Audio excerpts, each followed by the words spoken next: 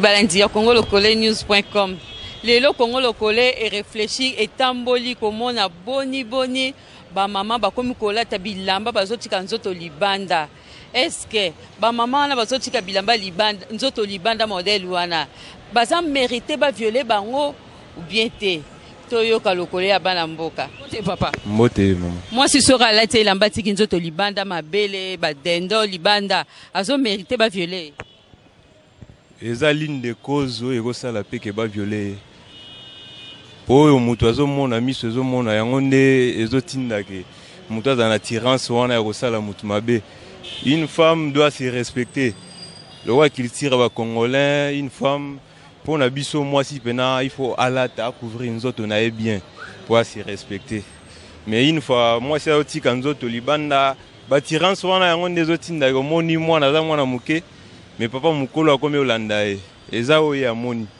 Mais bio ba jeune bolinga moi salata ba fesse moi taille base moi atiki na so libanda et ça la bino bien tsoro ta mwana mama. Bon selon point de vue ya mutu na mutu mais pona nga na linga mingi so yinga na lingi moi si alata mingi libaya. Na linga vraiment bongo alati libaya yo lati ici chemise moins trop et ça la même bien. Donc ça là vraiment bien bozo tambola on se sentir moi poids moko boye pe nanzo ota la pena non muta tambola na e bazo respecter yo pe bazo respecter donc kolata ya mutu tango yo zo tambola yango ndetindaka moi une fois maman la tiki toko boye ponga na telemisa e na kozana un peu de doute mais une fois au moins déjà une moi si alati atiki nzoto libanda tu n'as pas peur ya kobenga Fabio la tiki toko. Moi si so atiki nzoto libanda, tiki na so libanda, ba dendo, ba taille nyoso libanda. Azo mérité ba violer. Bon, pour nanga na lobake, a mérité ba violer. Pour moi s'il faut bon ba partir nzoto na pour et pour ba o ba tika nzoto libanda, de chindo yo la tibo la tiki toko, mais au moins mutu muso atiki nzoto libanda. Siko ezo tinda ba papa ba violer. Bon, et ça dépend. Et un dengue bon, mutu so sentir que soka latima putaza leste. Mutu so sentir que soka latika tiki banda aza leste. Bon, ça dépend mutu ndetinga. Koti kanzo to banda donc na yoka bien ti. Yo monde qui na préféré na ngama. Siko ba o batika ka bazo mérité ba violer bango. Te bazo mérité ba violer bango te mais bazo mérité que ko peksa bango ba la takitoko. Conseil ino opesa na ba oyo batika nzoto libanda ba otika nzoto do ba partie essentielle o monsieur papa tali papa ko imayanga conseil na opesa ke ponde tozabo ba partie na biso ba basi eza ba partie mo ya otika te pa mapamba eza ba partie mo eza ke fo eza ko bomba ma partie mo eza ke so mbala monyo famo na ba côté mo bo eza te ka en public pas à moni valeur ya biso basi ezosi non moni tozali ba africain. D'abord, tout ça, Bantu. Na Bantu, nous autres, moi, c'est qu'on n'a jamais pour l'été. Donc, ce que moi, sur des articles, nous autres, on a pour l'été, Azali sur moi, c'était parce que nous autres, moi, c'est sensible. Donc, oui, qu'on n'a jamais, nous autres, moi, c'est pour l'été. Pour ceux qui ont violé, qu'on peut sa faute, on a violé. Parce que nous autres, moi, c'est sensible. C'est le coup, la mbisi, ils en ont maille. Pour pêcher la mbisi, ça a la boutte, on peut m'en filer na azuité. C'est ça, nous autres, à moi. Mais ce nous autres, moi, c'est comme exposé. C'est-à-dire, là, il a sur moi, c'était. Alors là, et ça, si on va violer là, même loi on va le mais ce qu'on a la logique et abattu. Donc, mon toit violence en a faute, parce que nous autres, c'est très sensible. Conseil ino opesa na ba bae oyo baninga kotika nzoto libanda ba partie essentielle libanda conseil ino opesa bango. Bon, au moins conseil na opesa bango zanini. Moi c'est pas sur libala, tout moi c'est pas sur bomengo za chance les années lambate.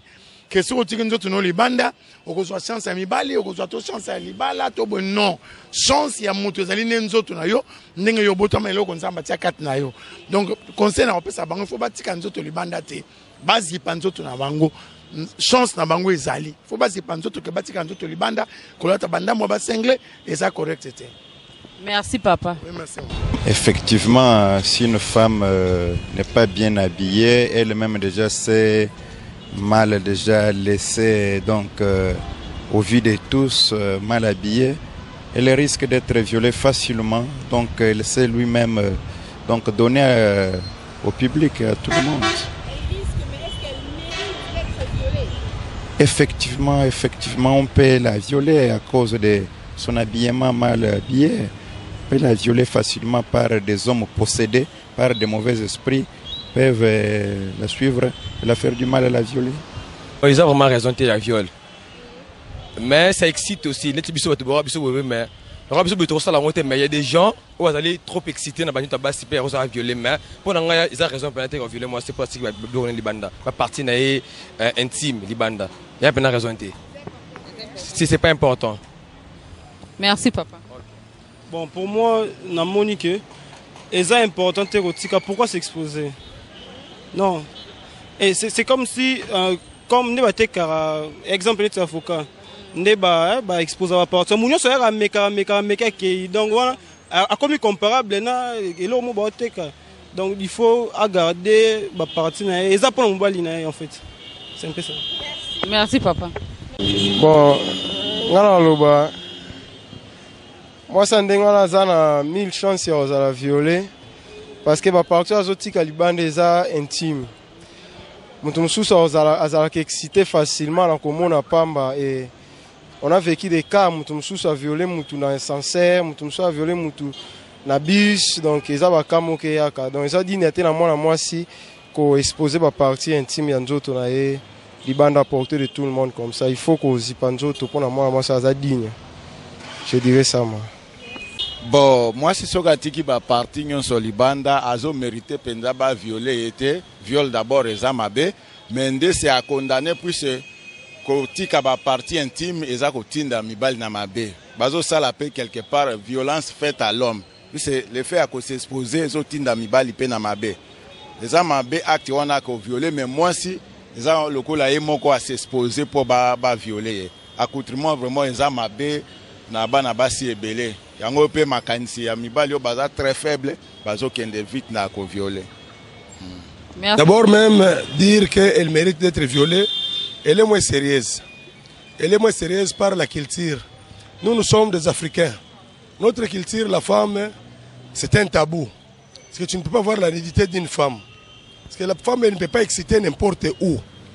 Ce qui fait la fierté d'une femme, c'est d'abord s'habiller bien, se comporter bien, les comportements vestimentaires, le comportement du langage, le comportement à sa totalité. Les femmes, c'est quoi? Moi, j'ai compris. Dans notre ville de Kinshasa ici, en particulier, il n'y a pas de travail. Les hommes n'ont pas de l'argent pour se marier. D'où les femmes se font violence pour maintenant, pour acquérir le mariage par force. Parce qu'ils excitent les hommes. Comment ils peuvent avoir le mariage? C'est des mariages sans frontières. Les mariages sans frontières, c'est quoi? Il faut se promener nu, les seins ouverts, les slips à la télévision. Et tout ça, ça ne fait pas l'honneur pour une femme. C'est lapidaire. C'est ce que je peux donner comme conseil aux femmes. Préservez-vous, priez. Dieu vous a créé comme femme. Il connaît pourquoi il vous a créé comme femme. La finalité, chaque femme aura son mari. Que Dieu vous bénisse. Merci. Bon, c'est une question un peu complexe, hein, parce que la femme mal habillée qui expose sa poitrine, c'est aussi attirer les hommes vers elle. Donc, mais cela ne constitue pas une excuse en soi pour donner l'occasion à un homme de la prendre de force. Donc, elle est libre de s'habiller telle qu'elle veut. Mais bon, pour éviter de vexer les sensibilités et par rapport à notre culture, donc ce serait pas vraiment encourageant de voir une femme s'exposer, parce que au regard de la culture de Congolais. C'est une violence faite à l'homme en partie, mais ce n'est pas une excuse. C'est pas une excuse parce que, bon, humainement parlant, bon, je ne vois pas que ça soit une excuse si une femme s'habille très mal pour la prendre de force. Non, il faut un consentement. S'il n'y a pas de consentement, je ne vois pas pourquoi l'homme prendrait une femme de force parce qu'elle est mal habillée.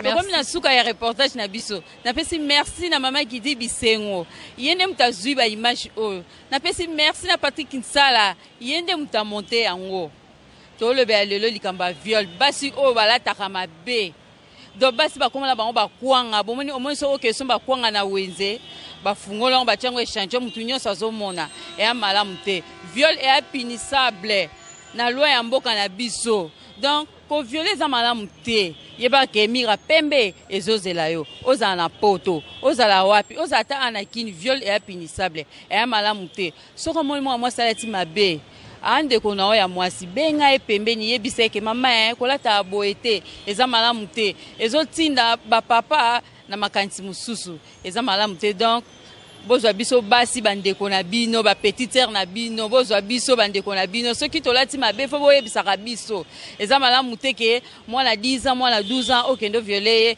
o telaka bana ngo pe ba okola mikolo ba koma banzoto kitoko yo maka pecho yo te nenga lati bo fona kata e malamu te donc bozwa bana bozwa basi bozwa bondeti bana na bino ba mama na bino ndeti bandeko na bino na pesi merci mbote ya trop na Christian Ndisu number 1 na bosanité Dieu donné Ndisu place yo zali na pesi yo mbote na pesi Flori ba le komboso mbote na Londres David Olito Fabrice Malita na pesi yo mbote na bosanité petite sœur na nga ya kati Laetitia Bisengo place ozali na pesi yo mbota trop merci tokomi na suka tokutani na reportage mususu bozaka branché na site na bino moko o bolinga mingi congolocolenews.com tomona ina mbala sima bye